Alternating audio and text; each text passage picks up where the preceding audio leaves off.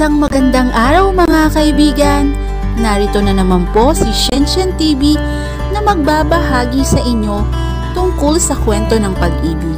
Pero kung bago ka pa lamang sa aking YouTube channel, paki-like lang po ng ating video, paki-click na rin ang subscribe button at ganon din ang bell icon para lagi kayong updated sa mga paparating ko pang mga uploads.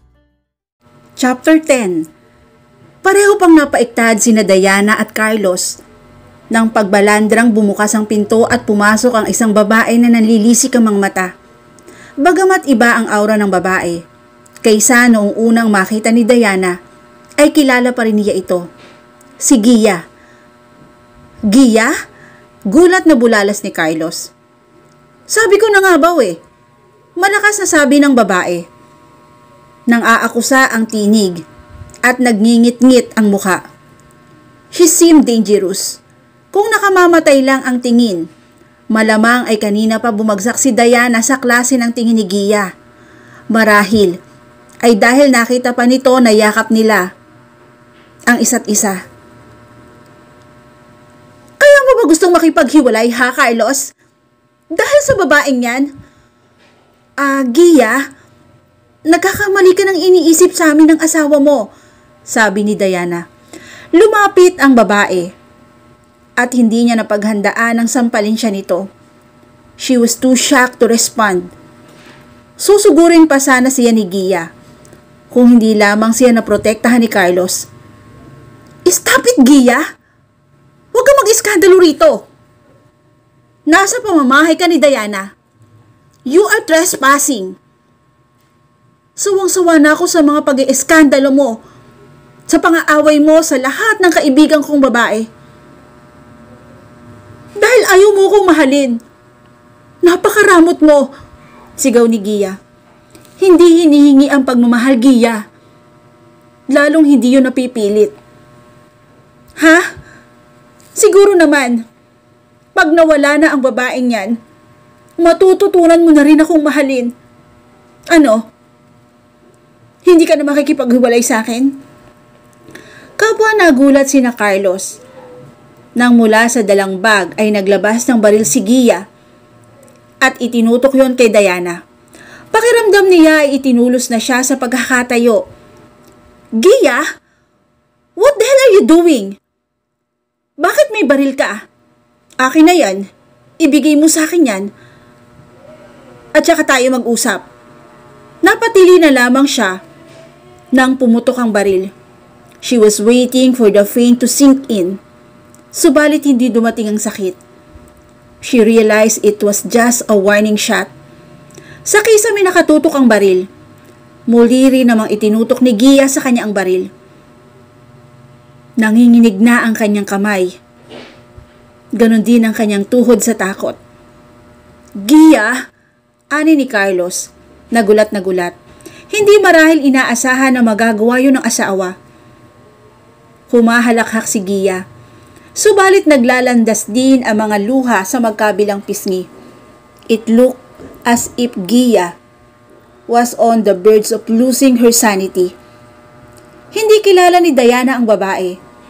Hindi niya alam kung ano ang naging buhay nito sa piling ni Carlos para umakto ng gano'n na lamang. Alam mo bang pangalan mo ang sinasambit ni Carlos sa pagtulog niya? Hindi siya makawala sa alaala mo. Aalisin niya ako sa landas niya. Para ano? Para makabalik siya sa iyo. Pues, aalisin din kita sa landas ko. Carlos tried to cover her using his body, pero hindi siya pumayag. Walang mangyayari kung magpapadala siya sa takot. Kasalanan ko ba na ako ang minahal niya? Hindi ba at ako naman talaga ang mahal niya sa simula pa lamang? Inagaw mo lang siya sa akin. Matapang niyang saad. Mukha rin namang nagtatapang-tapangan lang si Gia dahil kita niya ang panginig ng kamay nito. Pwede ko kayong guluhin. Pero hindi ko ginawa yon. Sa halip ay lumayo ako. Nagparaya ako, Gia. Pinili kong isaalang-alang anak ninyo kaysa sarili kong kaligayahan. Tapos, yun pa ang igaganti mo sa akin? Umakto ka na parang ikaw na agabyado ko. Paano kung sabihin ko sa'yo ngayon na kaya ako narito at ang asawa mo ay para tuldukan na ang lahat sa pagitan namin? Naging malikot ang mga mata ni Gia. Tila natauhan sa mga sinasabi ni Diana. Even her stance became weaker. Naging mabuhay na rin ang pagkakahawak nito sa baril. Try to hurt my future wife, and you will be sorry for the rest of your life, lady. Anang tinig ni Max na nagpatindig sa mga balahibo ni Diana. Maging sina Carlos at Gia ay napasinghap sa kalmado ngunit delikadong tinig na yon. Nasa pintuan si Max. Hawak ang isang jungle knife. He was intensely looking at Gia as if she was his prey. Sinisiguro kong nakapagtrabaho na ang jungle knife ko bago mo pa man makalabit ang gatilyo ng baril na yan. Dagdag pa ni Max. And Diana could not agree more. Hindi ilang beses na nasaksihan niya kung paano gamitin ni Max ang maliit na sandatang yon. Sa liksi, bilis, at pagkaasintado nito, walang laban dito si Gia, kahit pa nga ang baril ang hawak ng babae. Maybe Max already calculated her capacity. Sino ka? Sambit ni Gia sa nanginginig na tinig. Binitawan na nito ang baril na hawak. Tumakbo si Diana papunta kay Max. Si Carlos ay nilapitan na rin si Gia. Nang makalapit si Diana kay Max, ay hindi niya napigil ang sarili. Mahigpit na yumakap sa binata at isinubsob ang mukha sa dibdib nito. Max automatically planted a soft kiss on her head. She pulled cherries. Okay ka lang?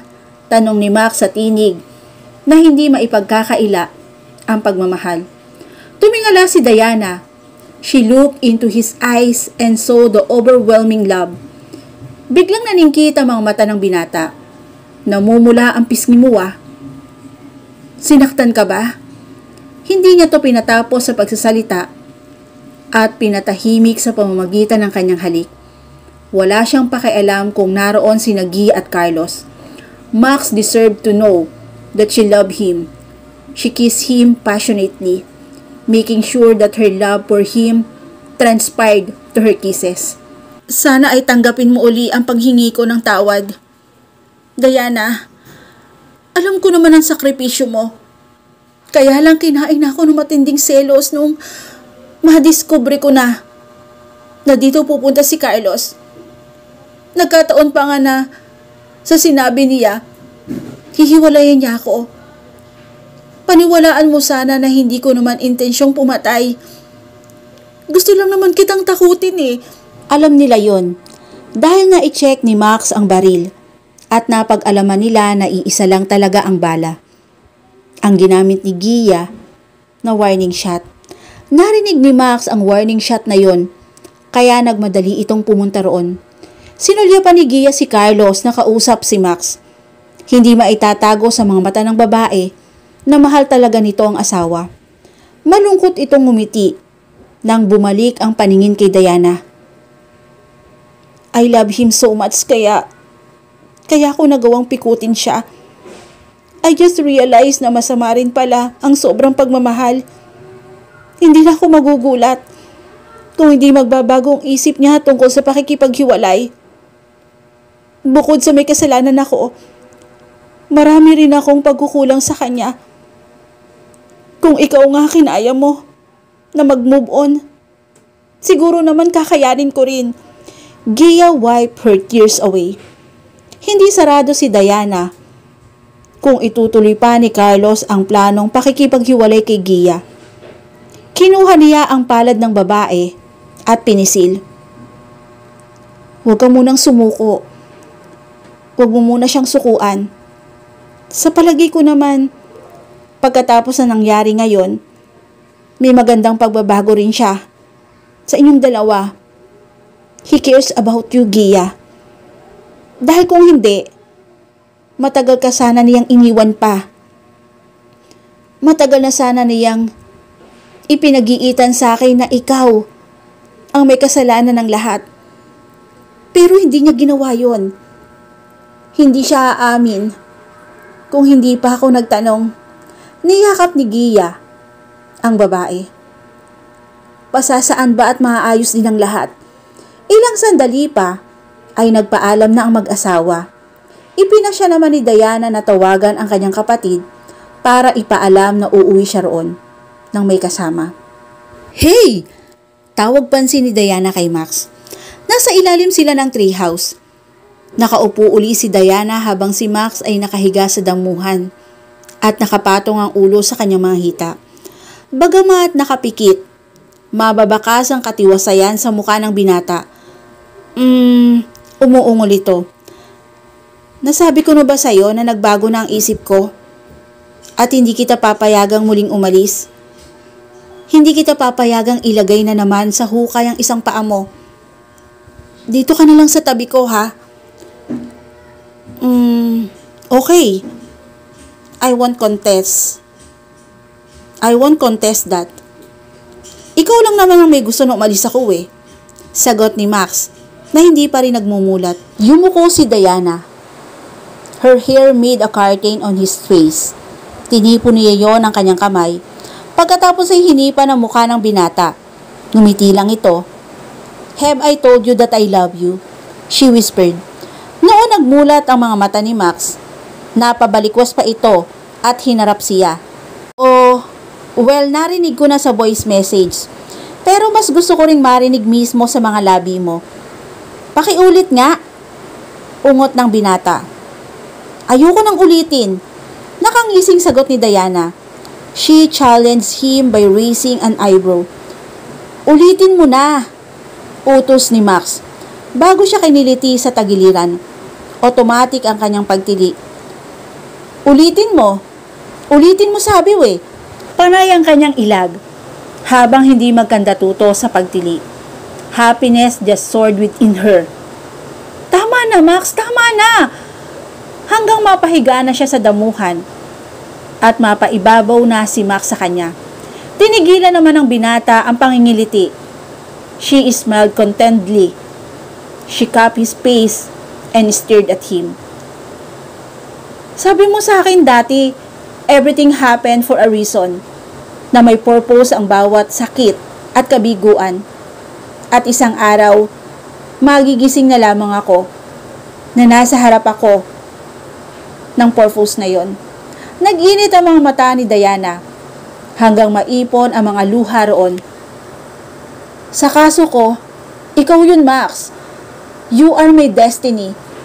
Dati ang alam ko lamang, hindi kami ni Carlos ang para sa isa't isa. Now I understand better. Ikaw pala ang nakalaan sa akin. I love you, Max." She paused for a while to bare her soul to him sa pamamagitan ng kanyang mga mata. Sana ay masilip ni Max ang damdamin niya. "Mahal kita, pero ayoko magkaroon ng di katiting na reserbasyon sa pagdududa sa sarili ko. Kaya ninais ko na ituloy mo ang pag-alis, habang ako ay tuluyan ko ng isasara at tutuldo ka ng kahapon. Naiintindihan ko. Akala ko nga walang puwang sa buhay ko. Nakontento na ako sa kung anuman ang meron ako. Pero nung makilala kita, na-realize ko na hungkag pala ang buhay ko. May kulang, may puwang. I never knew my life was incomplete till I met you. Binigyan mo ng kulay ang black and white na buhay ko. Diana, akala ko nga dati attracted lang ako sa'yo. And believe me, I know my way around women. Pero pagdating sa'yo, iba. Para akong natotorpe na hindi ko mawari. Tapos, bigla kong gustong makita ang ngiti mo at marinig ang tunog ng halakhak mo. In love na pala ako sa'yo ng lagay na yon. I love you, Diana.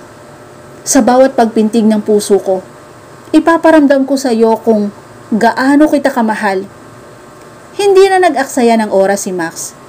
He claimed her lips. His kisses were hungry and ardent but passionate, and mind-drugging at the same time. Buong alab na sinagot ni Diana ang bawat atake ng mga labi ng binata. Umuungol si Max sa bawat pagsagot niya, pero hindi tumitigil. Sa halip ay lalong naging mapusok. He kissed her senseless. He drove her out of her sanity. Paano kaya kung hindi dumating si Max sa kanyang buhay? Baka hanggang ngayon ay umiiyak pa rin siya, nasasaktan, nanghihinayang. Pero dumating ang binata at sinagip siya mula sa kalungkutan. He picks her broken heart. Totoo nga na laging may isang espesyal na tao na magdudulot ng rason para ngumiti. Hinagka ni Max ang kanyang noo bago nahiga sa kanyang tabi. Iniuna ng binata ang ulo niya sa braso nito. Kapag kakunwan, ay pinagsalikop ang kanilang mga kamay bago inihimlay sa dibdib nito. And together, they watched the clear blue sky. Indeed, everything happened for a reason. Maya-maya ay pareho nilang nauulinigan ni Max ang ugong ng isang sasakyan. May hinihintay kang bisita? Tanong ni Diana. None that I know of. Tinulungan siya nitong bumangon. Hawak-hawak na tinungo nila ang harapan ng bahay.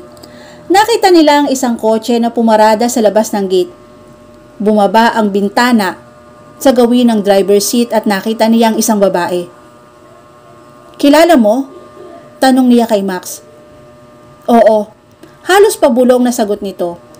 Nang makalapit sila sa gate, noon bumaba ang driver. Nakasuot ang babae ng skinny jeans at tight shirt. Halos malambot ang tuhod ni Diana nang maagaw ang kanyang atensyon ng umbok sa tiyan nito. Magka-holding hands pa sila ni Max, kaya nararamdaman niya ang panlalamig ng kanyang kamay. Hello Max, sabi ng babae, pero kay Diana nakatingin. Sinapo nito ang tiyan. Napabaling si Diana kay Max. Namumutla ang binata. Naramdaman niya ang paghigpit ng hawak nito sa kanyang kamay. God!